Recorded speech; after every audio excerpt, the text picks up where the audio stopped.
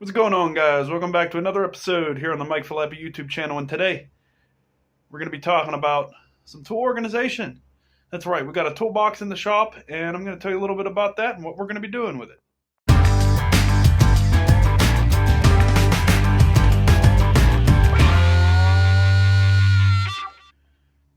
As you can see, guys, I came here straight from work, day job at Honda, wearing a Honda uniform, and this is actually my former Honda dealership toolbox. And now it's here in our shop. So I think it's going to make some work a little bit easier because we're going to have some tools at the ready. So let's get you in there and show you that and talk a little bit about what my plans are. Now, like I said, this is my former work toolbox. I was going to do a toolbox tour of this at the dealership, this and my 26-inch Husky box, but I actually found a great deal on Marketplace for an older Cornwell 58-inch, long box, and I just had to jump on it. It's a little bit more than what I need for what I'm doing now at work, but I intend to be doing this job, working in a shop, probably forever, whether it be cars or, my dream of working on this kind of junk here someday. But got to start somewhere, and the Honda was what would give me a shot. So I went ahead and brought this box home because I want to take the contents of that Husky bag, this tool bag, that red tool bag, and half the crap on this workbench and put it into here so I can just walk up, take things out, and, well, go ahead and, get work done easier. So I'm going to go ahead, I think, put you guys on a time lapse, put all this stuff in here, and then I'll do a little toolbox tour and show you how I'm going to have this set up for doing these revivals and work on some of these projects that we have sitting outside here. Okay, guys, let's get into it now.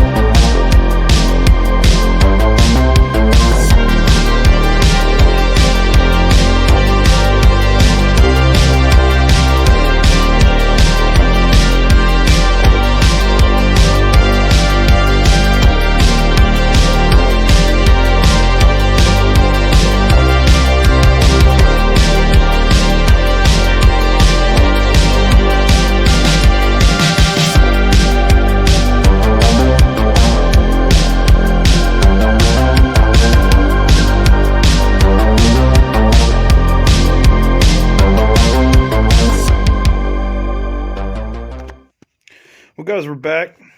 That took about 28 minutes to do in real time. As you can see, we emptied everything out of the Husky except for a lot of 12-point stuff, which I don't know what I'm going to do with that. And all this stuff I think I'm going to take with me to Honda, because that's stuff I don't really think I'm going to need here for anything, but that I might want for work. Like, I never thought about it, but I feel like this, like, Phillips 3 socket might actually be pretty good in some cases. So I'm going to go ahead and take all that stuff to work. But this is what we're working with here. As you can see, got all these cool racing stickers up here. Random painter's tape covering over stuff. There's some stuff on there that you don't need to see, identifying stuff from the dealership, and some obscene things that coworkers did. But anyway, so this is the top of my box. This is similar to how I had my box set up at Honda, except for I don't have any SAE stuff there because I don't really use SAE at Honda, versus here I occasionally use SAE, so I got some SAE stuff. So starting in the back, we have the Pittsburgh impact sockets, SAE and metric. SAE is a fairly no-skip set. It didn't come with a 3/8, but it at 7/18 through 1 1/4. The metric set is the same one I had at work. In fact, I bought the SAE and the metric set for, actually no, I bought it before I went to Honda, but I took the metric set to Honda and I bought a second one, and then this set is the second one I bought, and then this is my original SAE set. Same thing with these trays. These red trays here I originally bought for Honda, but then I decided after I bought all this stuff that I wasn't really going to need any SAE stuff at work yet. Obviously, if you're a master tech or something, you'll probably need SAE. I don't really need any SAE stuff for what I'm doing. But anyway, moving along. All of these chromes are out of the Husky set. So you have all kind of different chromes going on here. From 1/4, 3/8. There's no 1/2-inch chromes. There were some 1/2-inch 12-point, but I'm not messing with 12-point. Nothing over here, none of these various mowers or anything out there is 12-point. So we're not going to be messing with 12-point here today. But yeah, so all this stuff came out of here. This is all Husky. They're the same exact sockets, with the stamping style and everything. They're the same exact sockets like I use at Honda. I bought my sets individual. The one thing I don't like about these sets as opposed to my sets at work, I have the whole 3/8 from, I think it starts at 10 millimeter, maybe, and goes all the way up to 19, I think, and there's no skips in any of my chromes at work. But I don't really think I'm going to be using that much. I don't think it's going to be a problem because I have a lot of 1/4-inch and I have all the shallows. So I really think it should be fine. Extensions, I'm probably going to get some more because we don't have that great of a set of extensions here. 1/2-inch, it doesn't bother me that much if we don't have any 1/2-inch chromes because I will throw an impact socket on a ratchet. These Husky ratchets that came in the cube aren't too bad either. In fact, I have the same 1/4-inch ratchet at work. All my ratchets at work are the Pittsburgh, the orange soft grip ones with the flex head. I will do a full toolbox tour at work eventually, but give me some time for that. Now that I transferred all my tools over at work, my toolbox at work isn't that full. Moving on, I got these bits back here that go to this bit driver. I don't really mess with bit drivers too much, but they're nice to have occasionally to throw an Allen in or something. But yeah, that's basically the top. Oh, and I forgot screwdrivers. These Quins were a take home. They bought some new tools for some of my coworkers, and one of my coworkers gave me these.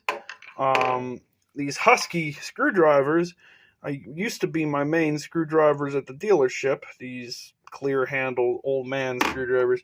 I replaced them with snap-on screwdrivers. As you probably saw earlier, I got the snap-on hat on. I by no means endorse buying every single tool you can from Snap-on. There are just some tools, being a dealership mechanic, that you need to have a little bit better of, and these screwdrivers were one of those tools. As you can see here, this screwdriver here, you can see how I had to have this ground down on a bench grinder because we use this as a pry bar and it didn't like it. So they're not that rigid of a screwdriver, but for what I'm doing in the shop here, it's not going to be too bad. Moving down here, I have some extra SAE impacts that I got on a good deal. The only reason I chose to still go out and buy some extra impacts over these are just because I don't have all the sizes I need in this set. So really, this set's just kind of chilling out here. If I need to end up taking it somewhere else, I will. I have a matching metric set to this, but it's either in the back of my truck or it's somewhere at home. I don't know. I will bring it here because occasionally it is nice to have a 1/2 inch shallow. I ended up going out and buying 1/2 inch shallow Pittsburghs to fill in the bottom row at work because getting to some different nuts and bolts on the J35 V6 engine on Honda, you need 1/2 inch for power, but you can't fit the deep sockets in there. So, yeah, moving on. Plier drawer. I don't like these pliers at all. They're not good, but that's what I have out here. I got the Quinn dikes and I got the Pittsburgh dikes. But yeah, these are what I have, obviously. Your standard regular pliers, your needle nose, the linesman kind of pliers, your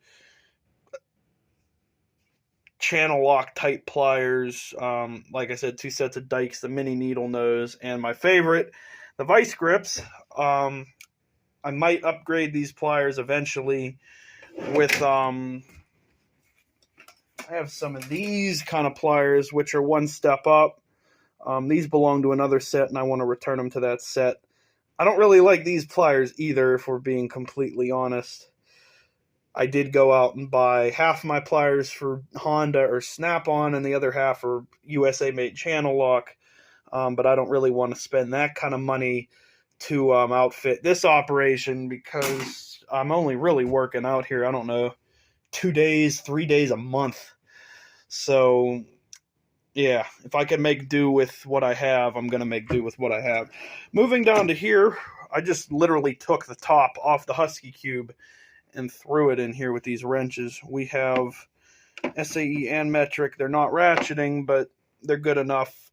The only time I really use wrenches is when I'm putting the battery back in that lawnmower. Other than that, I like to use sockets, and when I can, I like to use sockets on a power tool. Obviously, I don't have any power tools out here right now because all my power tools are either at home or at work. This drawer, just some throwaway Allen keys. I don't really like these. I much prefer using bits or sockets, Allens, but we have them, so they're here if we need them for something. Also, these bits back here, these are Torx, T20, whatever, all kind of Torx. I will get rails or some kind of holder for these, most likely by the next time I'm out here in this toolbox. But yeah, that's that. And down in the bottom here, the only thing I have is this air gun, and I don't have air out here. That air gun doesn't work, but it's kind of just here. So yeah, that's the tools that I have in this box here. That's basically the end of this toolbox tour because there's no more tools to show you. I have a lot more tools at work. Power tools, torque wrenches, picks, all kind of precision stuff, bits, all kind of crazy stuff that I'll show you eventually.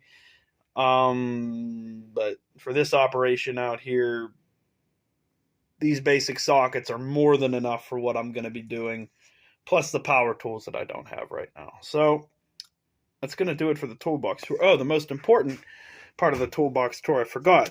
Drink of the day, Gatorade Frost Glacier Cherry.